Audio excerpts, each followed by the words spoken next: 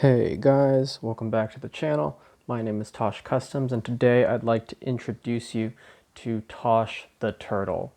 This is a long time coming. I've been wanting to make a custom for myself, not necessarily of myself, but just some kind of like cute, funky representation. And this is what I came up with. Also, I want to apologize for the fact that this video didn't come out earlier. I have been just super busy, super swamped with school, and so I just didn't have time to film, just to put this all together to take photos. But here we are, we made it. So let's get right in. First, some backstory. Obviously, this is Tosh the Turtle, but he is not your average turtle, obviously.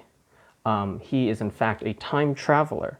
He hails from the year 22 something, and basically the world is on the brink of destruction. Resources have been burned out, nuclear wasteland, and there is a small group of scientists left from the UN who go, we have to send someone back to, redirect the course of history before we go down this path.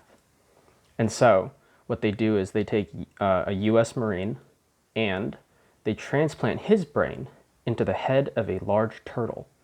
And the reason why is because turtles' brains and their minds and their whole setup is so slow that they can survive the speed and acceleration of, crossing space and time, traveling backwards. They're the only creatures able to do it because they're so slow.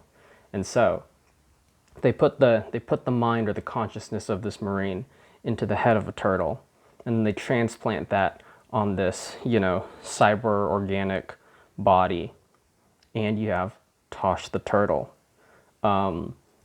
My whole goal for this was to make almost a very 90s goofy character who had some kind of interesting backstory, and so that's just kind of what I slapped together. But as per normal review, I'm going to get him out of the way and we'll take a look at the accessories first.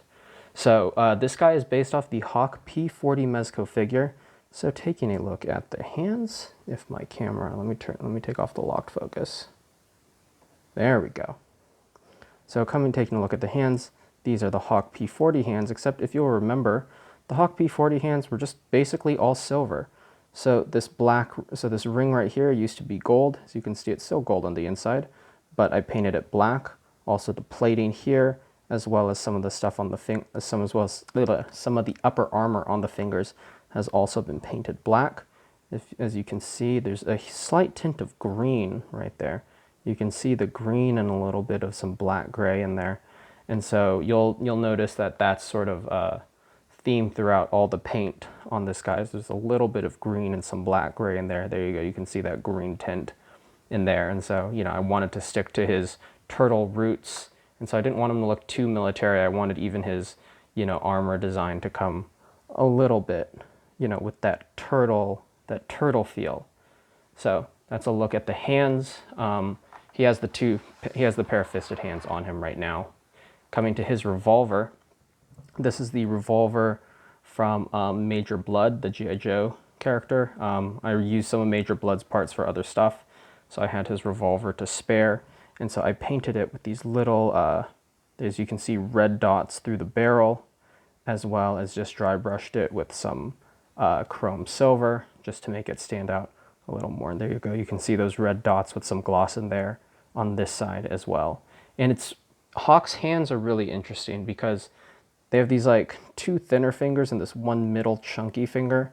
And the hands, they're not really gun grasping hands. They're just like these really tight grips, as you can see. Like they're wide at the top and they narrow down a ton at the bottom. And so he's not really good at holding much. And so I've had to go with weapons that are smaller than his hand, as you can see here, smaller than his hand, so that they'll just kind of fit in there. You can just kind of wiggle it in there and just get the pointer finger into the trigger guard, and that'll just hold it. So I've had to find creative ways to get him to hold stuff because his hands really aren't made for gun holding, unfortunately. But that's the revolver. Coming to his minigun now, or his Gatling gun, I have taken off the ammo belt for the sake of the review, but he does have it. And this is from the Mezco Netflix Punisher. This is not a bootleg, this is the official. As you can see, the barrel turns. But I have painted it all up. So I painted the, I don't even know what this is really, but this tank here on the side, I dry brushed it in just a very weathered red. So I dry brushed it in a matte red and then went over it with some black dry brushing and then also some black gray to dirty it up. I've hit the gun all over, as you can see right there, with some chrome silver edging all along the barrel, as well as in all these mechanical parts, hit it with some chrome silver. I also wanted to make it look old and worn, and so if I can get the camera to focus right here, yeah, you can kind of see it. There we go. That's pretty good. You can see that there's some nice browns. There's some nice browns in here, and so getting this sort of look of rust and like dirt and grime that's kind of tucked itself into the cracks of this gun here. So you can see we got some scratching, some more dirt sitting like right up in there. So yeah, I took a lot of time to dilute some brown tones and just drip it in there, and I also got some paper towel just to kind of soak up the residue and stuff so that it really just sat in the cracks. You know, he's been trudging around with this thing. You can see some more dirt here, right here. There we go, yeah. You can see some more dirt right in the in-betweens here and there. So yeah, I really just wanted to make this thing feel grimy. Coming to the next thing, I am calling this his shell. It is, you know, since he is in a cyborg turtle body, he doesn't actually have a real shell, but instead he has this mobile shield generator that connects magnetically onto his back. This is from the Funko Hank figure from Evolve. And it's been completely repainted, so we have some red tubing up here, as you can see, running with that black and green motif throughout the plating, as well as some chrome silver along that like center plate piece right there. And I've left the light blue energy coils the same. So yeah, very, very cool, and I'll talk about how it magnets onto his back later on. But yes, this is his shell. And last but not least, this was a spare part I've had for a while in my collection, and I've just been wanting to paint it up. This is a cast of a Scourge axe from the MCU Marvel Legends figure. I got it a while back, and I'll be honest, I forget what purchase it came with, but it was just a bonus that you know, the seller was very kind enough to include. And so I had it as the cast for a very long time, and I hadn't painted it. And so finally I said, you know what? I'm going to include this with Tosh. And so, if we come to the blade, let me change the focus again. Coming to the blade, I worked really, really hard to get a very nice cold stone texture in here. And honestly, if there's anything that's been painted the best, it might be this axe. So I painted it all black first. And then after that, for these blades, I took a sapphire blue and a light blue, and I dry brushed them in. And then I mixed some white with like the light sky blue to get more of an icy, milky blue. Then after that, I dry brushed some silver in there, and as I turn it towards the light, you'll see some of that silver shine, not gloss, but you'll see kind of some of the silver along the edges there. Got some silver in there. And then I glossed it all up with a gloss varnish, and then in a matte white, I put that just along the edge of the blade there, just dry brushed it right along the edge, and so you get a very, very hard, cold look. So while, you know, I was really trying to think of what, you know, big glaciers look like, and they have a more deeper blue towards the deeper center middle sections of the iceberg, but on the outside it's very snowy and icy, has that snowy, icy layer, and so that's what I was trying to mimic in the blade of this axe here. For the stone itself, you know, obviously also got painted all black, and then I took a sponge and I sponged a light, sort of like a light leather brown, as well as some black gray, as well as lightened to some lighter gray. And so all of that has been dabbled in there, along with some speckles of white. And so really just to get that very cold, hard stone texture to come out, because the sculpt already has it, but the paint work really, really gets across that this is a heavy, you know, solid stone chiseled blade.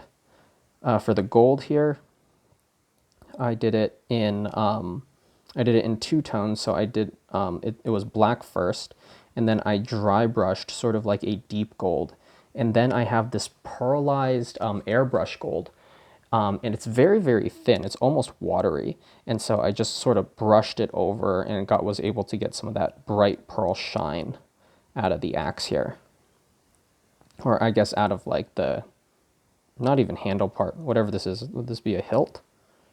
I don't know what you'd call this exactly, but yeah, this metal section. And I gave the same treatment to the metal section down below. And then for the brown itself, all of it was painted black, and then got dry brushed with an Angelus leather brown, as well as a model color leather brown, which is a little bit lighter and more matte. And so you get a two-tone leather look to this. And it's hard to come off on the camera. It's coming off very dark, but there are two tones of leather brown in there. So all that aside, let us come back to the main event. Tosh the turtle himself. Once again, I'm very proud of this guy. One, because the Hawk P40 figure was honestly quite a bit of a letdown, at least for me. And two, because I really got to mess around and be creative. And I mean, I take a lot of commissions, and commissions are great, commissions are fun, and I love working with all the people I've had the pleasure and honor to work with. But it was nice to have a project of my own where, you know, I was just working for myself. I was creating something I wanted to create, and something that would be completely unique. You know, I do a lot of original commissions for people and doing original designs, but I really don't keep original designs for myself a lot of the time. And so being able to make this guy was super, super fun. So we're going to break down the layers. So he has this bulletproof vest over his normally white Hawk P40 shirt, and you can see that white shirt sticking through the back there. This vest is from the Mezco soft goods set. I forget what it was called, but I just threw that vest over him. And then he has these dog tags, which are from Major Blood, and they've been repainted. So I painted them all black, and then I dry brushed them with a chrome silver. And the reason why I did that is so you can get that nice speckling in the crevices of those dog tags. It looks like there's some dirt and grime in there, you know. When it's just a casted silver, it looks very shiny and very new, and also a little cheap. But having that black with that dry brushed chrome silver gets some nice depth into the dog tags. This grenade is from Hawk P40, but while it used to be all silver, oops, I just dropped it and I don't know where it went. Oh, it's on my lap. While it used to be all silver, I have now painted it a forest green with some black and brown into the cracks of, you know, this pineapple grenade. And I did leave the whole pin area sort of that gold color, because I felt like it sort of matched with some of the other elements of the figure. The scarf here, this bright pink and purple scarf, as you can see, it's purple with some dry brushed highlights of pink in there. And this is from a Titanfall figure. I forget which Titanfall guy, but I just took the scarf off. I shaved some bits of it off so that it would fit around Tosh's neck. And yeah, so it's all painted up very, very nicely. Got that purple with that bright pink. I really like this, honestly. It's just a nice pop. It adds some personality, because otherwise the character is largely brown and gray and green. And so having that pink scarf breaks it up and adds some interest. Since we're here, let's talk about the pins on his jacket. If you saw my Rorschach review that I made, I think at the beginning of this year, if I'm not mistaken, I talked about cutting Marvel Legends pins, joint pins, and using sort of those nubbed ends to turn them into buttons. And for that, I use them as clasps for Rorschach's jacket. But in this case, I'm using them for pins for his leather jacket. So as you could see, I had a Watchman one there. Then I also painted a nice little pink heart on the other one. So, you know, thinks of his mom. He fights for the people he loves. And he's also a fan of the Watchmen comics, because why not? I think that's fun.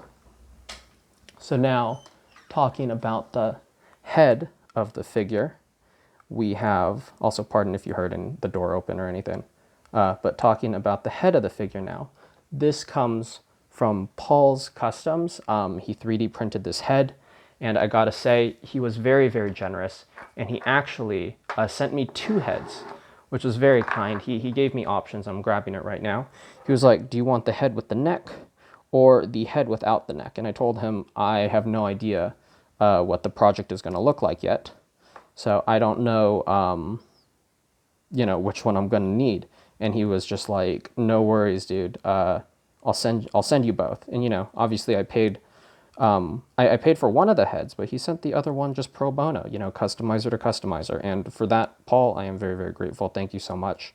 So I do have this other turtle head, and that I'll have to incorporate into a figure at some point. But he looks great. So I am using the necklace one for this figure, and so I had to hollow out some of the cavity. I just had to make it a little bit deeper so that it would fit the dimensions I wanted it to. And then I used hot glue to just create that nice neck peg, or that neck porthole, I guess. I also have him wearing these little flight goggles, and I'll be honest, I wish I could source these for you, but I got them off of a lot of parts on eBay. It just came with a bunch of other random goodies, and so I can't tell you where those are from. Also, I did sculpt his little radio comm set on his face. And I realized since I've talked about the head, I should talk about how I painted it. So the base tone, as you'll notice, is actually very, very light underneath. And you'll notice that the overtones are darker greens and browns. And that's actually the way some like sea turtles are, or tortoises also. And so what I did was I mixed yellow, flesh tone, and some white together, and I made it to a yellow sandy color. It was actually very yellow. For a little bit I thought it was going to be too saturated, but it turned out fine. And so I painted the whole head with that yellow. And then after that I was looking at turtle and tortoise pictures and just figuring out what my layering was going to be from there. And so the predominant color here is a forest green. So I actually have several tones of green that are just mixed with browns and some of the base yellow from the, you know, the undertone. And so that's what's able to get that really, really smooth fade. It's just a bunch of different layers of dry brushing to mix those tones together. And then as we come to the top, the green and brown becomes predominantly more brown, and just dry brushing that top layer. So we're not trying to get that undertone yellow, just trying to get it over the top of some of the, you know, these wrinkles and sort of like these hardened skin or scales maybe. And so yeah, and then for the eyes, I painted them a very, very nice glossy black. Then I also added like the little white shine up there, and it just makes him look cute, you know. Even though he's a soldier, you know, he's still a turtle. And so I didn't want him to lose his turtle-ness. You know, I didn't want him to make him look all battle-hardened, but he's still got the face of a turtle. And so I wanted to keep that, you know, kind of innocent, simple look to the character. And I think that makes him even feel more fun because he looks so happy and content and turtle-like, but he's got all this, you know, gear on and he's ready to go to war. So there we go. So that's how I painted the head. This jacket, I also don't know where it's from. It's it used to be white. It used to be like a lab coat, and it was just a leftover part from a previous commission, and it just turned out to actually be scaled too big for the figures we were trying to work with. And so it just ended up sitting in my drawer for like the past 6 months or so. And so since we weren't going to use it, I turned it into this trench coat. So I cut the sleeves off, and then I sort of like tapered and folded the sleeves in. And then I sprayed it this black brown. And the brown is not going to come out very well on camera. I think the best way to look at it is compare the, you know, the black brown of this jacket to the black of this gun. And you'll notice that the gun is darker than the jacket is. And like, I think if you kind of look in some of these, you know, some of the lower sections, you see the brown kind of come through, you know, when it's not getting that glare from the light. So you can see that this is more black than this coat is. And that's because I mixed the black and brown together, and so you get a semi-lighter brown tone. The main reason for that was I didn't want all the blacks on this figure to match because there are a lot of black on him. He's got the predominantly black arms with a predominantly black vest with a predominantly black belt. And so the jacket has to stand out a little bit. And so you'll notice that even when we compare the vest and this jacket is a little bit lighter. And so, you know, I didn't want it to be a crazy light color, but it is just enough to create a difference so that not only do you have a difference in color, but a difference in material. And so it works out very well. Coming to the arms of Hawk, I feel like, or Tosh, I should now say, but the arms of Hawk I felt were just atrocious. They were all just, you know, silver plastic the whole way through. There was, you know, there were some bits of gold, but honestly, it just didn't do it for me. It felt very lackluster, especially since there's so much sculpted detail in the arms. It was very sad to me that they didn't have it all painted. And so just like the hands, I painted all the upper armor black, and then I also dry brushed it with some green, as you can see, as well as some chrome silver to get some weathering in there. And then for all the little pipes and some little light bits, I picked them all out in red. And I chose red just because I needed a pop of color.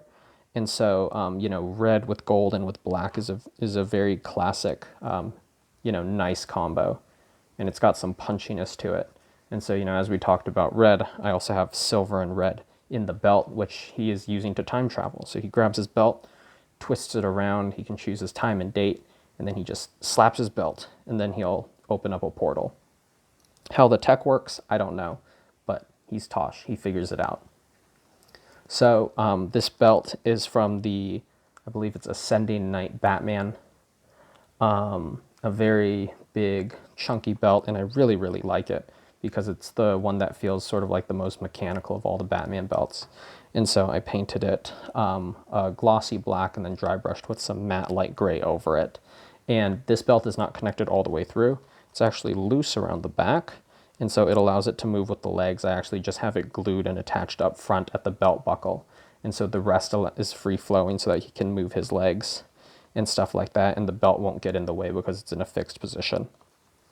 Coming down to the pants, if you remember the Hawk pants, I said they were really weird because they were kind of this bright green, and they had this, I think I described it as a Space Invader pattern. And so I dyed them black, and so now they have a much deeper tone to them. Some of that pixelated pattern has been lost now, and I'm good with that. You can tell it's camo, but it doesn't look nearly as goofy and cartoony. And then I've also added these Supreme Knight knee pads on there, and I did paint those up just a little bit. They look pretty close to the original, but it is black with some light gray, or not light gray, I guess black gray paint, and then some gunmetal dry brushing as well. And then the boots, I just ran them in a black wash. They're not too different. But yeah, you know, they're good. I really didn't feel like I had to do much with the boots. I liked the leather brown because we do have some other brown elements, you know, in the jacket, as well as, you know, some of the paint on the head. And so I felt very satisfied to just leave them the way they were, and they get the job done. And once again, you need some bits to break up the character. You need some pops of color, and so you get this nice brown here. You know, this is more of a green brown. Still, it sits a little bit darker, but then you get the scarf up here. You get some of the silver from the dog tags. You get the red in the belt. You get the red in the arms. And so I'm working with just these different pops and highlights of color to break up the more darker, I guess, monotonous or just monotone color scheme in there. So the way the backpack connects is I drilled 3 holes into this backpack here. I just measured them out and I stuck some magnets in there. And then what I did was I put the magnet under the jacket, and I just got the other side, you know, the opposite sides of the magnets, and found where they met up. And then I just glued them onto the inside of the jacket. I hope that makes sense, but basically I took this, I put it on the jacket, and then I just dropped magnets onto the inside of the coat. And I found where they lined up, and then I just made little glue dots on the inside of the coat, connected the opposite sides of the magnets. And so now the backpack, or the shell, just floats there on his back, looking very, very cool. I think that, yeah, let me straighten that out there. It's magnetic. It holds on very, very well, as you can see. So there's no issues with weight or anything like that. And that's because there are 3 magnets on there. I wanted to make sure that it would hold very securely. And the reason why I decided to go with magnets is just because I was testing him out with straps over the leather jacket and stuff like that, and they just looked very, very big and obtrusive, and they didn't fit his frame well. And so I just opted to go magnets. He's from the future. They just attach to it'll just attach to the back of his jacket. We don't need the logic behind it. We are going for cool factor here and just going for style points, really. And I feel like that's kind of a theme throughout the character, is we're going for style points, you know. I generally like to incorporate functionality into my characters, but in this case, you know, I'm worried a little bit less about where he's storing his weapons and all that stuff, and just making a very, very jazzy looking character here. So I hope I've done that. So before I end the review, let me get his grasping hands out here. Let me put his axe in one hand and I'll put the revolver in the other. So here we go. Here is his axe. We'll squeeze that in there and we'll just have him throw it over his shoulder. I like that pose a lot. I like him with that. Feels kind of like a woodworker, Abe Lincoln type thing. Then let me pull this hand off. Let me grab his other grasping hand here. Peg that in. Then we get his revolver now. Just wiggle that revolver into the hand as well. And so now we have Tosh Turtle all decked out. And I think that is super, super fun. Let me get the camera to focus again. I really, really like this guy. I'm super, super happy to have made him. I think he stands out as a unique design, and that's really all I want to go for. I plan on getting to 3D printing soon, and so, you know, maybe I'll make more animal heads, you know, on my own, so I don't have to rely on another customizer to do it. Maybe I'll make some animal heads and make some more, you know, unique figures, and maybe he recruits a time-traveling squad of animals or something like that. But for now, we'll see where Tosh's adventure leads him, and hopefully he'll be able to save the world. So since I have him now, I'm sure you'll see him in other photo sets as he continues to travel through space and through time to correct the wrongs on Earth and hopefully save it. So we don't know if the Earth will be saved yet, but I'm sure in Tosh the Turtle's hands, we'll all be saved. So thank you all for watching this review. I know that this is not necessarily my standard figure review, as this isn't going to anyone. It's not a commission. This is just gonna hang out on my shelf. But thank you all for watching. I hope you enjoyed, and you know, maybe if you pulled out some interesting techniques from the video, or you just saw something you liked, please drop a like on the video, comment anything you thought was cool or anything you'd like to see in the future, and if you'd be willing to, if you'd subscribe to the channel, because I appreciate any and all support you guys give. And I crossed 1,000 subscribers just a little bit ago, and I just appreciate everyone who has continued to support the channel. You know, it's just a fun way for me to continue to share this hobby with you. If you'd like to see what I'm doing on a more semi-regular schedule, I guess, you should check me out on Instagram. That's where I do most of my, you know, customizing work and updates. My username is Tosh_customs. It's in the description of this video, and if you want a direct link, it is in the About section of my channel. And without further ado, thank you all for watching. Once again, this is Tosh the Turtle, and I will catch you all next time. Take care.